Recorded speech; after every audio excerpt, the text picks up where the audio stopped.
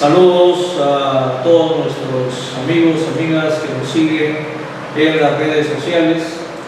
Este es un episodio más de nuestro programa Conversando, y para continuar con este ciclo que hemos iniciado, hemos querido por conveniente invitar al profesor Manuel Abad Medina.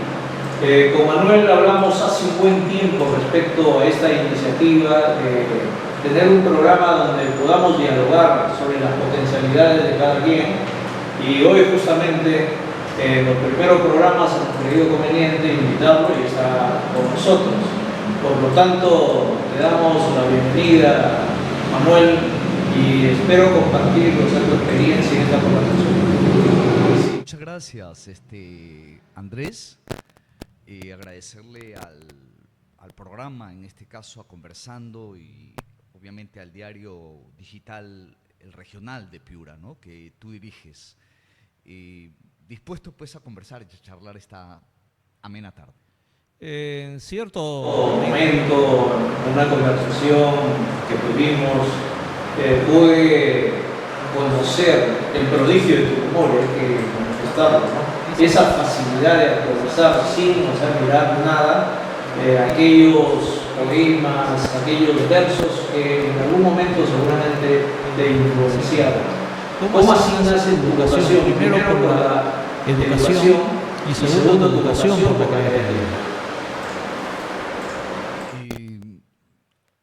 Esta vocación por la pedagogía, creo que es una vocación y un talento que muchas personas tienen, ¿no? Siempre tenemos esa disposición de querer acompañar el crecimiento, por ejemplo, de los hermanos menores, de los hijos, ¿cierto?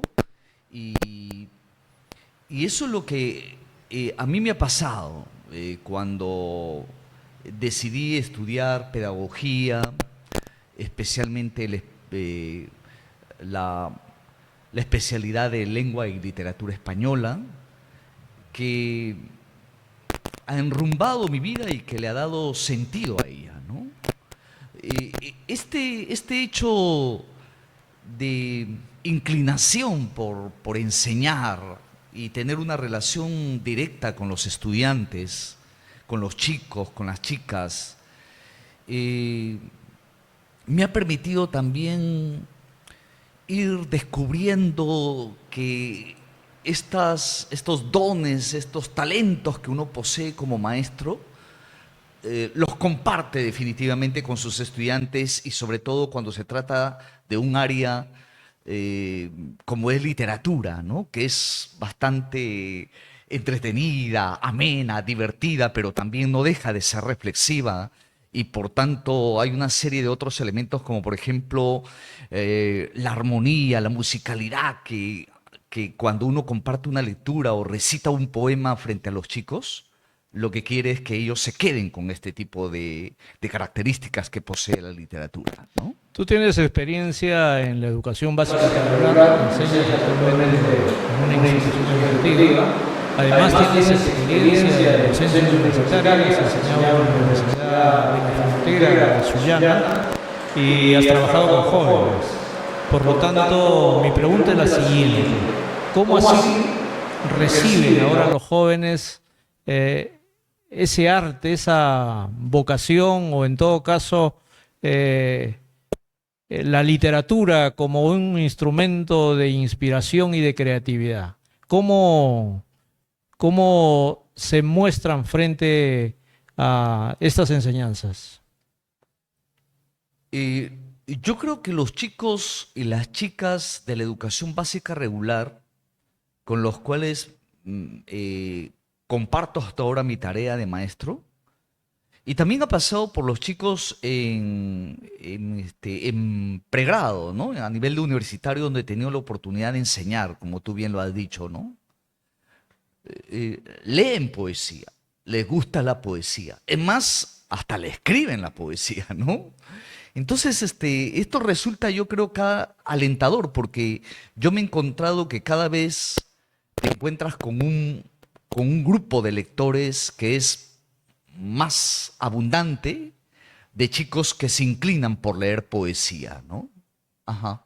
Si haces un poco de memoria, ¿qué poesía te llegó por primera vez cuando eras joven, cuando estabas en etapa de formación?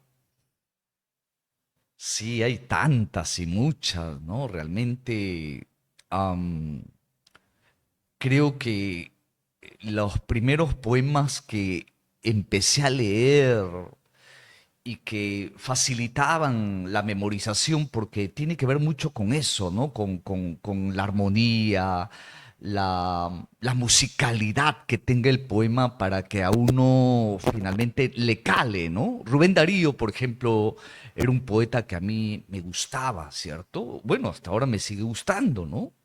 Este, Sin embargo, si quisiéramos hablar de un poeta mucho más orquestal, mucho más musical, es José Santos Chocano, ¿no? Acuérdate que los dos son modernistas, Darío, ¿cierto? El poeta nicaragüense, y Chocano, el poeta que se hacía llamar el poeta de América, ¿no? ¿Verdad? Y por consiguiente peruano, ¿no? Y que Entonces, quiso incluso 1 metro cuadrado para que lo sepulten de pie, ¿no? sí, sí, sí. En realidad la personalidad de Chocano ha sido bastante sui generis, ¿no? Por lo que la forma trágica y dramática como muere asesinado en Chile, sus retos públicos que tuvo y que de alguna manera eso le hizo pasar días trágicos en la cárcel, su experiencia de ser secretario personal de Francisco Villa, ¿no? En la Revolución Mexicana, ¿no? O sea, que algunos ponen en duda, ¿cierto? Entonces era un tipo bastante singular, pero uno puede entender que en esa vida fragorosa que tenía Chocano, ¿verdad? Podía escribir poemas tan hermosos, ¿no? A ver, por ejemplo, ese hermoso poema que dice los caballos de los conquistadores, ¿no? Los caballos eran fuertes, los caballos eran ágiles, sus pescuezos eran finos y sus cascos relucientes. Los caballos eran fuertes, los caballos eran ágiles. Un caballo fue el primero en los tórridos manglares, cuando el grupo de Balboa caminaba despertando las dormidas sobre las soledades, que de pronto dio el aviso y prosigue Chocano. Y Este, muy, muy profundo, ¿no? Sí, yo creo que él revive pasajes históricos de esa épica y de la gesta conquistadora, pero lo hace de una manera muy musical y orquestal, que cuando compartes con los chicos, a los chicos se les queda ahí como una cinematografía, ¿no? Yo me he encontrado con chicos que me han recitado públicamente, ¿no? Me han dicho, profesor Manolo, los caballos eran fuertes, los caballos eran ágiles. Y para mí es una alegría y una satisfacción encontrar a chicos que han salido hace como 15 o 20 años del colegio y sin embargo todavía recuerdan esos poemas producto de las clases que compartíamos con ellos. Además de Chocano, que veo que te agrada bastante y en definitiva la profundidad de sus letras te lleva a eso, ¿existen otros poetas que te hayan marcado de igual manera? Sí, yo en el caso de la poesía peruana, que es muy rica y muy variada, ¿cierto? Ha habido siempre una discusión entre el grupo de los poetas comprometidos socialmente, con una actitud de denuncia, ¿cierto? Ahí está el caso de la poesía de Vallejo, de Manuel Escorza, el autor pues, de Redoble por Rancas, Historia de Garabombo el Invisible, de Sebastián Salazar Bondi, de Mario Florián, que es una poesía con marcada actitud contestataria, pero también me ha gustado leer mucho la poesía más bien de corte más formal, más íntima, más personal, como es el caso, por ejemplo, de de Martín Adán, que va hasta lo filosófico, ¿no?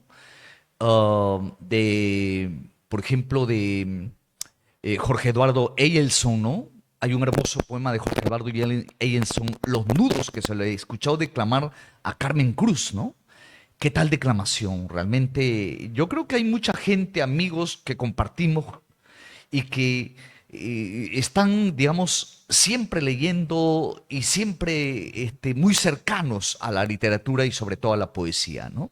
¿Qué reflexión te merece en esta pequeña conversación que estamos teniendo Javier Heró como heredad para los peruanos? Heró, el mito de Heró, ¿no? Heró, el poeta joven, el poeta, Falleció a los eh, 21 años. sí, efectivamente, el poeta guerrillero, ¿no? Heró, pues, en sus poemas El viaje, El río.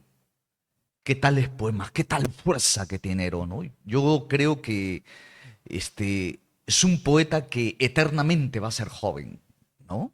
Porque es una poesía muy fresca, pero a la vez muy reflexiva, ¿no? Esto también lo he compartido con los chicos, ¿no? El viaje, por ejemplo, ¿no? Qué hermoso poema de Javier Heró, ¿no? Ajá. Ahora, es considerado uno de los poetas más grandes por la profundidad de sus versos, César Vallejo, ¿no? Tú lo has mencionado.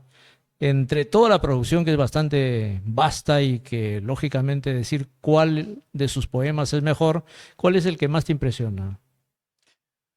Hay muchos poemas de Vallejo realmente que nos que cuando leemos a Vallejo y descubrimos su alcance y su actualidad, nos conmociona, ¿no?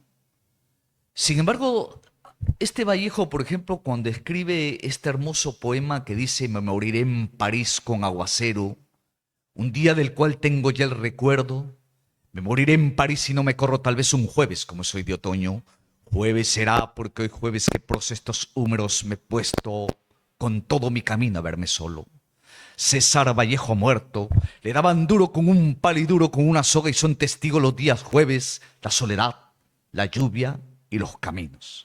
¿Qué tal Vallejo, no? ¿Qué tal Vallejo? Y esa inspiración era el dolor profundo que sentía, creo, por ciertas situaciones vividas. Sí, pues apátrida, lejos de la patria, recuerda que Vallejo vivió también otra experiencia trágica, encarcelado injustamente en Trujillo, con un proceso que se le siguió aún después de muerto, ¿no? Una cosa que suena a ironía, ¿no? Viviendo en un país con una lengua completamente distinta a la suya, ¿cierto? En Francia, en París, solo, luego quizá acompañado por el amor de Giorgio Filipar, ¿no? Pero en suma, creo que hay un poema de Vallejo que lo revela todo, ese que dice, hay madre un lugar en el mundo tan lejano y tan frío llamado París. Y hoy he vuelto acá si no he tenido ni sírvete, ni servilleta, ni agua, ni nada. He almorzado soledad.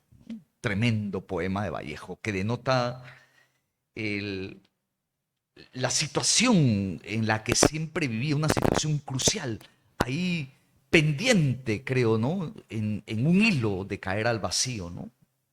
Ujú. Si tus alumnos te pidieran, a ver, profesor, recréanos con el poema Masa, ¿qué le dirías? Al fin de la batalla y muerto el combatiente, vino hacia él un hombre y le dijo, no mueras, te amo tanto, pero el cadáver ahí siguió muriendo. ¿Qué tal poema de Vallejo en Masa, ¿no? El poema de la solidaridad humana, ¿no? Eso era Vallejo. La grandeza de Vallejo está en cantar siempre al hombre, ¿no? En toda su magnitud. Porque Dios jamás podrá ser hombre, ¿no? Ajá, sí, pues. Pero yo creo que más Vallejo era anticlerical, ¿no? Antisistema, digamos. Pero que la poesía de Vallejo tiene una fuerte convicción religiosa, yo creo que sí. Ajá. ¿Y qué te parecen los poetas de los últimos tiempos? Por ejemplo, Marco Martos. Hay un poema muy interesante de Marco Martos donde expresa más o menos que si volvieran a nacer, escogería el Perú para hacerlo, ¿no? Sí, sí, hermoso poema, bastante cortito, pequeño, pero qué significativo poema. Inclusive, creo que en las Olimpiadas que hicieron en estos últimos años en Perú, este poema fue algo así como escenificado, ¿no? Que fue una especie de una revaloración, ¿cierto? A un poeta vivo de la calidad como es nuestro coterráneo Marco Martos, ¿no? Se podría decir que ahora tenemos menos poetas que antes, menor vocación por escribir poesía y mucha más predisposición para hacerlo en otros géneros literarios. Más bien yo pienso lo contrario, ¿ah? Este, ah, Se escribe más poesía ahora y se publica más poesía y se lee más poesía. Las últimas apariciones, por ejemplo, de poetas novísimos, por llamarlo de alguna manera, eh, es gente que se ha atrevido a publicar su primer libro de poesía, ¿no? Sin embargo, sigue habiendo pues esta luz, ¿no? De que la poesía eh, reflexiva no es muy comercial y por lo tanto el género que más vende en este caso es la narrativa, ¿no? Bueno, cuestión de productos, cuestión de gustos y cuestión de venta, ¿no? De marketing también tiene que ver eso, ¿no? Y a nivel de creatividad, ¿cuál es el aporte de las mujeres en la poesía? Sin duda, como en todos los demás campos de la vida humana, las mujeres han ido ganando todo un sitial, ¿no? Que no ha sido fácil para ellas. Y en poesía aparecen cada vez más poetas mujeres. Por ejemplo, hay una poeta querecotillana, suyanera acá, ¿no? Ay, Dios mío. Salida de la Universidad Nacional de Piura, ha publicado ya 2 libros de poesía, me parece que 3, ¿no? Eh, y es una poeta que ahora está radicando en Lima, enseña en la Universidad Católica y está escribiendo muy bien poesía, ¿no? Desde una visión muy femenina, ¿no? Parece mentira que ahora se me vaya el nombre de ella, pero que seguramente ya algunos de que conocen el ambiente literario saben muy bien de quién estoy hablando, ¿no? En todo caso, de aquí a lo mejor lo recordaremos rapidito, Claro, ¿no? un ícono de la creatividad, de la poesía es Elvira Castro de Quirós. Sí, Claro, definitivamente. y aún sigue produciendo. Claro, yo creo que Elvira Castro de Quirós ya tiene una presencia sólida en la literatura y en la poesía piurana, ¿no? Sobre todo aquella de la que nunca dejemos de ver, porque es nuestra herencia y nuestro legado, esta poesía de corte costumbrista, la que ella escribe muy bien y de paso recita brillantemente, ¿no? Eh, Tuve la oportunidad de conocerla en un encuentro en la ciudad de Las Lomas, donde se le hizo un homenaje a ella y caramba, a la edad que tenía todavía tiene esa presencia, esa personalidad arrolladora, ¿no? De lo que es Elvira Castro de Quirós, ¿no? Sin embargo, también podemos decir que algunas poetas que han venido apareciendo posteriormente de esta poesía de corte costumbrista, como Silvia Mendoza, ¿no? Por ejemplo, por nombrar a una de ellas, este, siguen conservando esta herencia de la que beberemos siempre en Piura, ¿no? Ajá.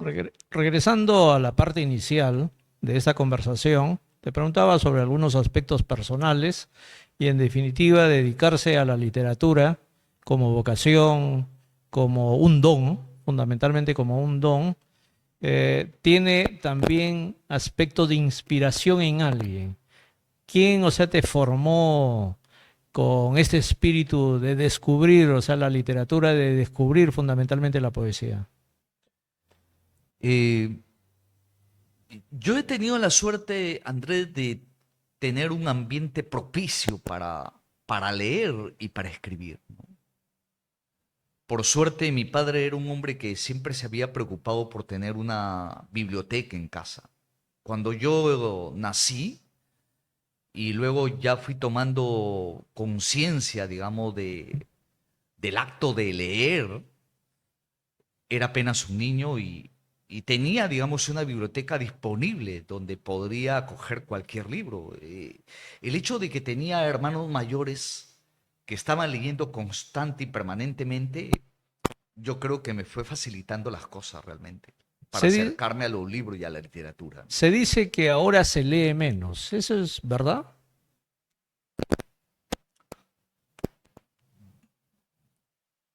Este, la UNESCO, a través de algunos datos, nos dice que el Perú es el país que menos se lee en la región. Sin embargo, en eso de que menos se lee, hemos avanzado en estos últimos años. Se está leyendo más, se compran más productos. Cuando digo más productos me refiero a los libros. Y los libros cada vez son más variados, ediciones mejoradas, más al alcance de los bolsillos, ¿cierto? Y por lo tanto, yo creo que conscientemente que se está leyendo más. Es más, en las escuelas nos preocupamos los maestros para que los chicos lean, ¿no? Ahora hay hasta cafés literarios, tertulias literarias, planes lectores que implementan las escuelas. Por lo tanto, aún con toda la redes digitales, ¿cierto? Con toda esta tendencia de la cultura digital, es más, de la inteligencia artificial, yo creo que ahora se lee un poco más. Si alguno de tus alumnos, alumnas, te dijera, profesor, necesito un decálogo de libros, de autores, para dedicarme a abocar a tener un mayor conocimiento de la poesía, ¿quiénes recomendarías? ¿O qué libros recomendarías? Ya, bueno, no te voy a dar un decálogo, Andrés, ¿no? Pero yo creo que lo primero que siempre recomiendo es que los chicos tienen que acercarse por un principio, este, de proximidad, es a lo que tienen más a mano, es decir, empezar por la escritura local, ¿no? Por la literatura local, por la literatura que hacen los escritores de la comunidad, porque los hay. ¿Cierto? Por ahí tienen que irse acercando los chicos. Y los chicos leen a los escritores locales. Yo he tenido la oportunidad de invitar a varios amigos, como por ejemplo a Elber Agurto, que suele escribir de, de terror, que es una temática que le encanta a los jóvenes, ¿no? Y los chicos han quedado realmente entusiasmados, animados de leer el libro de Elber Agurto, de conversar con él, de preguntarle de tal o cual frase que expone tal o cual personaje o de alguna circunstancia o hecho que le llamó poderosamente la atención a ellos, ¿no? Otra poeta, por ejemplo, que tenía la oportunidad también de que los chicos lean es a la poeta Erika Aquino, de la quien hace un ratito decía que había olvidado su nombre, De ¿no? Querecotillo. Sí, de Querecotío. Tiene un poemario últimamente titulado Demolición. Mira nomás la palabra, ¿no? Demolición. Parece una palabra no muy poética. Y aborda temas que regularmente la poesía, se creía que de la poesía no se podía abordar. Por ejemplo, el poema de la violencia, el tema de la violencia contra la mujer. Y qué tan bien y qué tan brillantemente lo maneja en este poemario Demolición, Erika Aquino. Y las chicas cuando han leído los poemas de Erika Aquino han quedado realmente encantadas y conmovidas por el dramatismo de las palabras, ¿no? Justo me acordaba de una de las creaciones de César Vallejo y que le impidieron, o sea, que publique, porque era demasiado triste. Paco Sí, Yunque. sí, sí pueden, no se quejaba el poeta Antonio Cisnero de que Vallejo era un poeta llorón, ¿no? Pero acuérdate que son perspectivas, ¿no? Yo creo que el texto literario es plurisignificativo. Entonces está muy abierto a todas las interpretaciones posibles, Andrés, ¿no? Tú puedes tener una interpretación de Paco Yunque, yo puedo tener la mía, y cada lector tiene la posibilidad democráticamente de poder tener una interpretación global del texto que no precisamente concuerde con la tuya, ¿no? Y ahí está, creo, la riqueza del texto literario. Estábamos mencionando algunas lecturas que deberían ser indispensables para la formación de los jóvenes y manifestabas que se debe incidir en la parte local. Luego, Sí, y luego pues llevarlos a un camino más universal, ¿no? Por ejemplo, para mí, yo siempre les digo a los chicos, o acostumbro con ellos a leer a Julio Ramón Ribeiro, a Vallejo, obviamente, a Mario Vargas Llosa, el premio Nobel de literatura, ¿no? O sea, Vargas Llosa es un genio de la técnica, ¿no? Y de la temática, ¿no? Y de esa manera que ellos vayan redescubriendo y acercándose a otras fuentes aún todavía más globales. William Shakespeare, ¿no? Este, los clásicos griegos como Sófocles, como Homero, ¿no? Que los chicos cuando lo leen se quedan realmente encantados, ¿no? A veces me impresiona y me da gusto que los chicos digan, profesor, ¿qué? Pero pero, ¿qué tal historia que he podido leer, no? Bueno, como uno ya lo ha leído tantas veces, a veces ya hay redescubriendo otras cosas más bien, ¿no? Y los chicos recién están empezando en ese inicio por sorprenderse de lo que están leyendo, ¿no? Yo creo que sí. Hay un escritor norteamericano que a mí me conmovió y que yo acostumbro también a que los chicos lean. Siempre suelo aconsejarles y decirles, miren, este libro, consíganlo y vamos a leerlo este libro, ¿no? William Faulkner, ¿cierto? Faulkner, otro Nobel de la literatura, perteneciente a esa llamada generación perdida norteamericana, pero que es un tremendo narrador y un tremendo escritor. Muchos de los escritores locales, como el caso de Víctor Borrero o, por ejemplo, Vargas Llosa o García Márquez, han bebido, digamos, de las fuentes iniciales, ¿no? De William Faulkner, ¿no? Ahí está el maestro, decían ellos, ¿no? y además de los que has mencionado, ¿se puede destacar a alguien en Piura, en la región Piura? Sí, yo creo que muchos, Andrés, realmente, muchos. Un sitio muy bien ganado lo tiene Houdini Guerrero, lo tiene Alberto Alarcón. ¿Qué tal poesía de Alberto Alarcón? Lo tiene Sigipreo Burneo, lo tiene Rafael Gutarra, José Lalupú. En realidad hay muchos. Igual pasa por Sullana, ¿no? Yo creo que en Sullana también tenemos una eclosión de escritores que estaban logrando esa madurez y que seguramente en algún momento nos van a sorprender por su universalización, ¿no? Me imagino que sí, ¿no?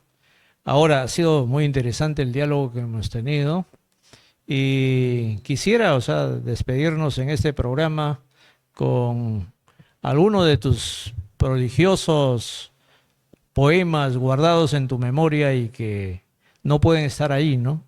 Por lo menos que la población que nos ve, que nos escucha, sienta esa necesidad o sienta la belleza de lo que es la palabra. Sí, voy a tener la oportunidad de leerles un poema titulado Nocturnas, que dice así: Divino Señor de la agonía, ve cansado recorriendo cada uno de los rincones de esta extraña ciudad llamada Sullana.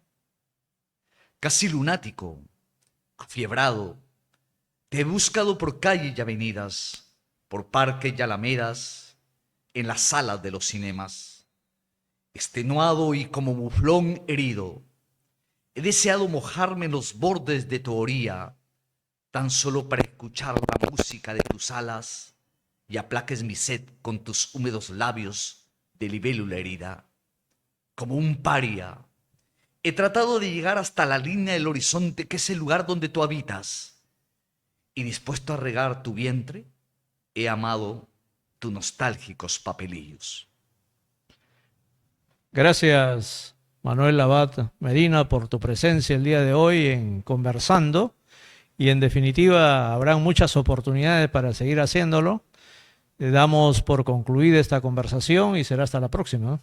Sí, muchas gracias, Andrés. Muy amable al programa Conversando y al diario digital regional, que reitero, este espacio es realmente bastante alentador. Muchas gracias por esta invitación. Gracias, y con nuestro público, para el próximo viernes tenemos una presentación de una temática diferente y espero que nos sigan visitando en nuestras redes sociales. Muchas gracias.